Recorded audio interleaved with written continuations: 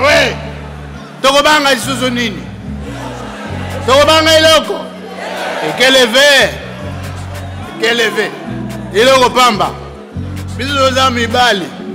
Ye mutabuta bisote. Biso peto za mibali. Eya na boto ya na mo. Aero kota na mboka na biso akozwa oyeko ekoke. Akoeba. Nous avons refusé de participer dans le gouvernement des unions nationales. Et alors ils cherchent des alliés. Ils voulaient même à la fin retirer les téléphones, la ville, nos téléphones. Nous avons refusé, on a dit bon, dans ces cas, on dort ici. Et ils sont arrivés jusqu'à nous restituer le téléphone pour nous dire que non, on n'a rien trouvé, allez-y. Voilà l'injustice que nous sommes en train de faire. Voilà la tyrannie que nous sommes en train de vivre. L'intimidation, comme vous le dites souvent, ou c'est une procédure normale? Ce n'est pas une procédure, et ce n'est pas une procédure normale. Parce que nous sommes civils. On nous a amenés à la justice militaire avec les agents des renseignements. Nous sommes étonnés de ce que nous avons vu de l'autre côté. Mais comment? Mais pourquoi ils nous ont libérés? Monsieur India, vous confirmez que la justice est malade? Écoutez, il n'y a que toi. Parmi Bavio wana kalawama. Bakoko batika. Efo ebima. Naka gamepe ako. Ye azandok. Tookanie. Beno bakoko. Beno ba chef coutumier. Bobimiawa. Bokego leka mutambo. Kagame ako. Confrontation entre éléments différents. Ça n'a pas de sens. Ce que nous venons de voir, bon, écoutez, c'est une autre manière, c'est en quelque sorte une composition de service. Donc, ce n'est pas du doigt. C'est pas du doigt. Donc, nous regrettons, nous disons, regardez ce qui se passe, regardez à cette heure. De 8 heures, les militants de PPRD viennent de démontrer qu'ils sont capables de mobiliser. Et aujourd'hui, nous allons mobiliser Kinshasa. La peur qui est dans les camps de l'union sacrée, donc l'union salutaire ou l'union sucrée, ils vont encore s'agiter davantage. Nous allons mobiliser la ville de Kinshasa. Désormais, il n'y a pas longtemps, en matière, vous avez entendu que non, j'ai failli être enlevé. Et aujourd'hui, nous sommes debout. Les Kinois, vous êtes debout. Nous allons passer, nous allons faire porte à porte pour vous sensibiliser. Le PPRD aujourd'hui est en mouvement. Et nous allons vous démontrer que non. Bienvenue madame, messieurs, na émission na biso, émission yo bolingaka mingi ngonga ya boyebi na chaîne na biso RDC Réalité Télévision. Lelo tolobi tokobeta masolo ya mboka po o ezoleka na République démocratique du Congo, o ezoleka na est ya mboka na biso ezali kopesa na kanda. Pourquoi ezali kopesa kanda? Parce que oyo tozomona ngo lokola lisuma ndenge balobaka, ndenge bakinois balobaka. Yango tolobi non lelo tokobeta masolo ya mboka na biso. Soki olingi RDCT, soki olingi Congo te, mutu akolingela oyo yango azali te. Yango toza na kanda tolobi lelo to partager na biso na biso na batu bozolanda biso na ndenge toza na plateau awa to meka un peu ko réfléchir sur réalité, sur actualité politique na République démocratique du Congo. Na sepeli koyeba ete bozali ebele pona kolanda émission yo na pesi mbote na DG na biso Serge Mobulaye papa classe place azolanda biso na pesi pe mbote na Cordon Stanidash Balenda na kiti na équipe technique mobimba wana nazomona DT na biso Abdul Hussein na pesi ba mbote place ozali pe na pesi mbote na réalisateur ya film Aezu Plamedi Wizi na Kitselio yango wana place ozali. Pourquoi to se retrouver lelo na émission Ngonga Boyebi pona kobeta masolo ya mboka? Parce que campagne de sensibilisation depuis un temps ezali dénommé Congolais Téléma. Pourquoi Congolais Téléma? Parce que to komaki biso moko ba Congolais koyokana te. Pourquoi? Parce que nous sommes agressés. Tozali na monguna tolobaka te ke tozali agressés par l'AFC ou bien par Corneille Nanga ezali yango te. Pourquoi j'ai dit ça? Il faut tozala biso nyonso ini, il faut tozala soudé. Pourquoi? Na pesi mbote na camarade nanga Gervais Beya alobaka mon ami toujours soudé. Il faut tozala toujours soudé. Pourquoi? Pona ko si ça makasi ya monguna tolobaka te ke tozali attaqué par Corneille Nanga ou bien na AFC, tozali attaqué par le Rwanda.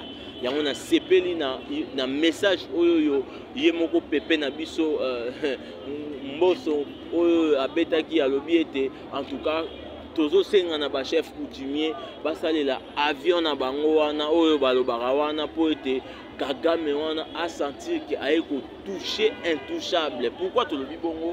Parce que oyo ezoleka na République démocratique du Congo ezali eloko moko ya somme. Pourquoi tout le bi ya somme? Parce que Rwanda azali na makasité ya kotelema ninga azali kotelema wana. Kagame azali na makasité ya koloba ete ye pena il veut faire face bien à koki kosala guerre na République démocratique du Congo. Pourquoi tout le bi bongo? Parce que même sur le plan armé, même sur le plan organisation, azali ko za tana o balobarata pembeni ya linzaka ta ko poussa na République démocratique du Congo. Alors, pour na ko silisa e makasi, qu'est-ce que nous en tant que Congolais unis, Congolais soudés to ko sala, il faut tozala unis, to lobara lobabo moko. Totika ba campagne médiatique wana o ezalaka ke monguna atindi eloko moko na réseaux sociaux, yo loko ozala mutu ya kamboye, yo loko ozala mutu ya opposition ou bien loko lingaka mutu XT ozu yango orele yango. Nde eloko ezali ko teka mboka, eloko ezali ko boma mboka yango wana.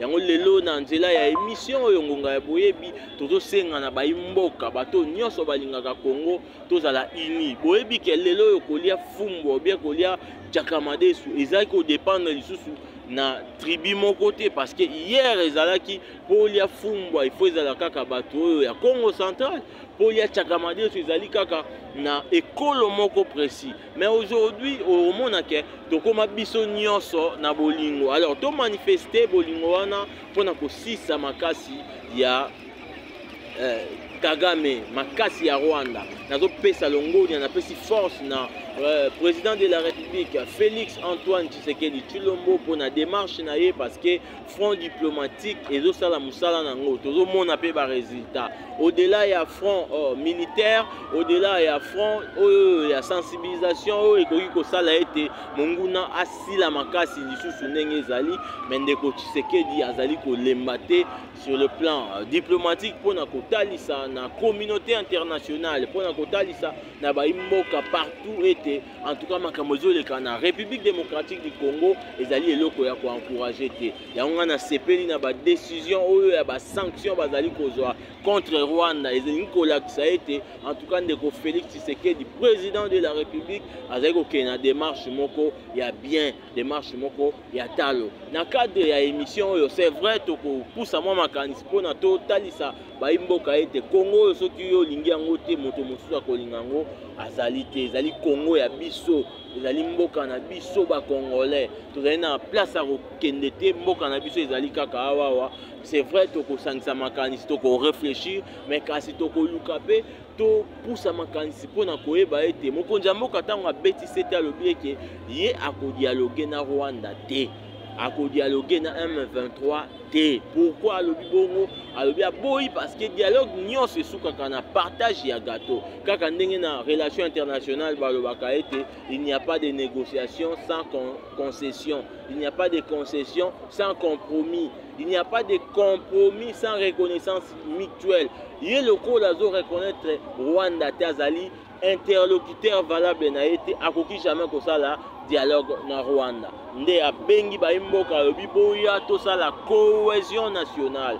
Et que le gouvernement moko oyo ekosangisa toutes les couches, tozoloba majorité, tozoloba opposition, pe tokokende na société civile po ete esangisa lisusu biso ba congolais afin que monguna azwa place te. Soki ezalaki na eloko moko ezalaki kodiviser biso en interne à travers cohésion nationale, nde tolobi tokosala effort mboka na biso ekende liboso makambo etelema lisusu te etambola pe monguna akozonga akokima place ya zali.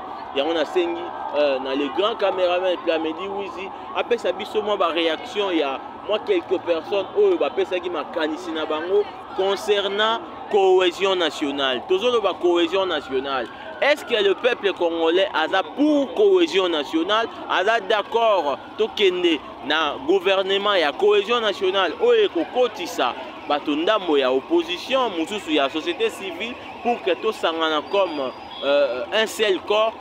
Bomoni yango ndenge nini baimboka les grands caméramans Plamedi Wizi a balancé biso ba image et bongo tokozonga pona ko continuer émission na biso. À tout à l'heure.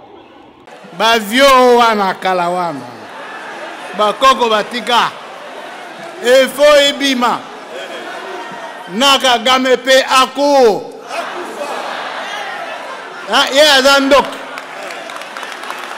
tookanie beno bakoko beno ba chef coutumier bobimi awa boke koleka mutambo kagame aku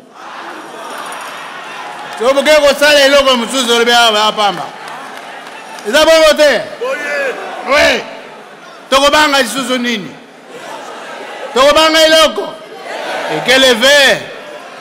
ekeleve eloko pamba biso toza mibali ye moto abuta biso te biso mpe toza mibali eya na boto eya na mort aye kokota na mboka na biso akozwa oyo ekoki akoyeba. Tout ça c'est quoi? Nous avons refusé de participer dans le gouvernement de désunion nationale. Et alors ils cherchent des alibis. Ils voulaient même à la fin retirer les téléphones, la ville, les téléphones, nos téléphones. Nous avons refusé, nous avons dit bon, dans ces cas, on dort ici. Et ils sont arrivés jusqu'à nous restituer le téléphone pour nous dire que non, on n'a rien trouvé, allez-y. Voilà l'injustice que nous sommes en train de vivre. Voilà la tyrannie que nous sommes en train de vivre. Pensez-vous que c'est une intimidation, comme vous le dites souvent, ou c'est une procédure normale? Ce n'est pas une procédure normale. Parce que nous sommes civils. On nous a amenés à la justice militaire avec les agents des renseignements. Nous sommes étonnés de ce que nous avons vu de l'autre côté. Mais comment? Mais pourquoi ils nous ont libérés? Monsieur Inga, vous confirmez que la justice est malade? Écoutez, il n'y a que trois. Parmi tous ces membres que nous avons vus sur les réseaux sociaux, on a interrogé que 3 membres. Premier, oui, on a interrogé pendant 3h45 le vice-président. On a interrogé Ramazani Chadari pendant presque 2h30. On a interrogé aussi Kambere et SPA pendant 1h30. Et on leur a demandé confrontation entre les membres du cabinet. Ça n'a pas de sens. Ce que nous venons de voir, bon, écoutez, c'est une autre manière, c'est en quelque sorte une composition de service. Donc, ce n'est pas du doigt. C'est pas du doigt. Donc, nous regrettons, nous disons, regardez ce qui se passe, regardez à cette heure, de 8h les militants du PPRD viennent de démontrer qu'ils sont capables de mobiliser. Et aujourd'hui, nous allons mobiliser Kinshasa. La peur qui est dans les camps de l'Union sacrée, donc l'Union salétaire ou l'Union sucrée, ils vont encore s'agiter davantage. Nous allons mobiliser la ville de Kinshasa. Désormais, il n'y a pas longtemps, avant-hier, vous avez entendu que non, j'ai failli être enlevé. Et aujourd'hui, nous sommes debout. Les Kinois, vous êtes debout. Nous allons faire porte à porte pour vous sensibiliser. Le PPRD aujourd'hui est en mouvement. Et nous allons vous démontrer que non, c'est l'opposition. C'est l'opposition. Merci.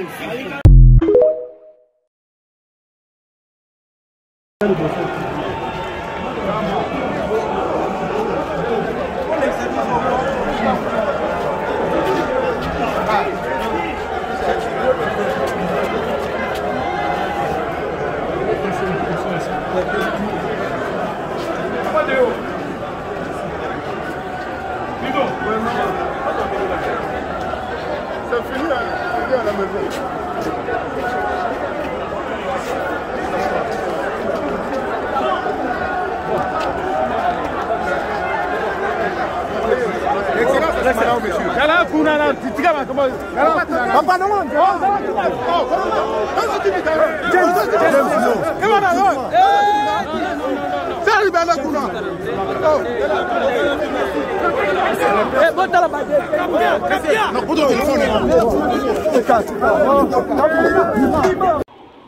Oui, fidèles abonnés à RDC Réalité Télévision, nous sommes de retour dans l'émission Nabino Ngaboyebi, émission Ngaboyebi, bozwango na aspect mon côté. Et ça na ba diversité moko bo comprendre yangote. Tozali awa pona kolobela plus actualité politique, mais tokoki kokota na ba diversité au nyonso. Donc batu nyonso baza besoin ba contacter émission Ngaboyebi, bakoki kobenga na plus 243 89 73 70 206. Tozali wana R nyonso 24h c'est 24 tango bokobenga tokoyano la bino nazo pesa lisusu mbote na DG na biso Serge Mboulay papa classe na pesi mbote na cordon Stanidash Balenda na kitimwa mukie na équipe technique nyonso DT na biso Abdul Hussein na pesi les grands caméramens Plamedi Wizi muta filma Yezu na pesi mbote place Azali. Nous sommes de retour bino boyoki ba imboka ndenge balobi ba beti sete ba pesi makanisi na bango concernant cohésion nationale.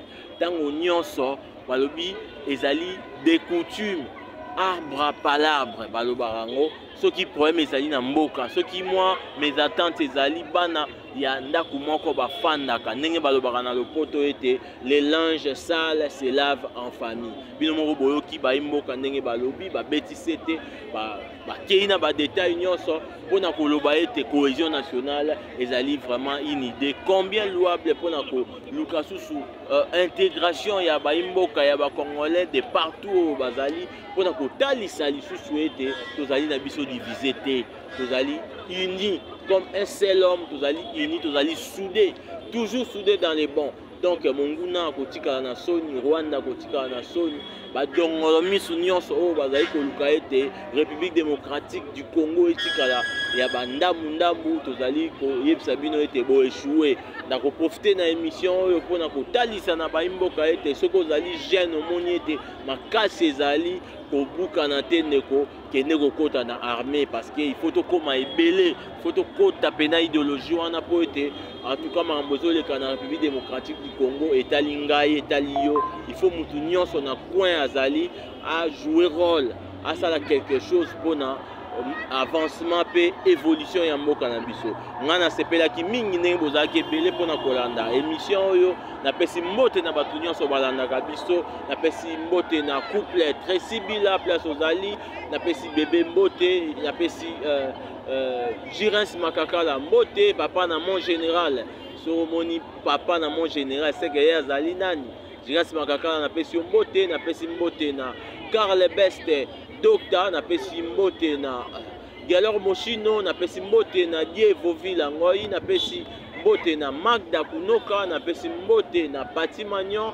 Jocelyn Kinzunga en direct de Luanda, na bosani ote mon cher, car ndenge lobaki donc boze belé bolandaka émission bo s'abonaka R nyonso soki bokutani na bato bazolanda RDC Réalité Télévision faut tout est-ce que si on s'abonner soki a s'abonner te mbangu na lombangu a s'abonner pe atikela biso ba suggestion ba commentaire yango ne tozali nango plus besoin pour na évolution et avancement ya émission na bino. Quant à moi na sepeli ndenge bozalaki ebele na sengi na bino boza toujours scotché na chaîne na bino RDC Réalité bokozwa ba détails ya information dans sa globalité.